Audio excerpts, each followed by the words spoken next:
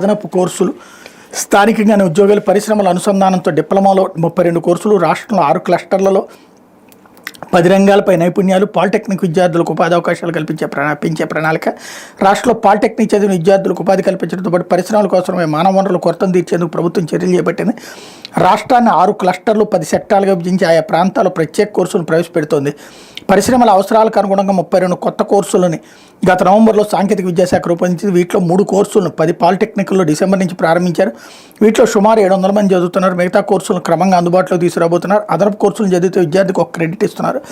సిలబస్ను పరిశ్రమలకు పంపించి వాళ్ళ సూచనలతో మార్పులు చేర్పులు చేస్తున్నారు. ఉమ్మడి జిల్లాల క్లస్టర్లుగా విభజించారు. ఇప్పటికే ప్రభుత్వం ఒక్కో ప్రాంతంలో ఒక్కో రంగాన్ని అభివృద్ధి చేస్తుంది. దీనికి అనుగుణంగా పాలిటెక్నిక్లో కోర్సులు తీసుకొస్తున్నారు. శ్రీకాకుళం, విజయనగరం, విశాఖపట్నం క్లస్టర్లోని పాలిటెక్నిక్లో ఫార్మా కోర్సులు, తూర్పు పశ్చిమ గోదావరి జిల్లాలో ఆక్వా పాఠ్యాంశాలు, కృష్ణా గుంటూరు జిల్లాలో టెక్స్టైల్స్, ప్రకాశం నెల్లూరు జిల్లాలో గ్రానైట్ ఆయిల్ ఉత్పత్తులు, చిత్తూరు కర్నూలులో ఎలక్ట్రానిక్స్, సోలార్, పవన విద్యుత్తు, అనంతపురం కడపలో ఆటోమొబైల్, సిమెంట్ దాని అనుబంధ విభాగాలకు సంబంధించినటువంటి వాటిని చేస్తున్నారు. చాలా అద్భుతమైనటువంటి ఆలోచన. ప్రభుత్వాన్ని విషయంలో అద్భుతమైనటువంటి నిర్ణయం తీసుకున్నందుకు అభినందించాలి.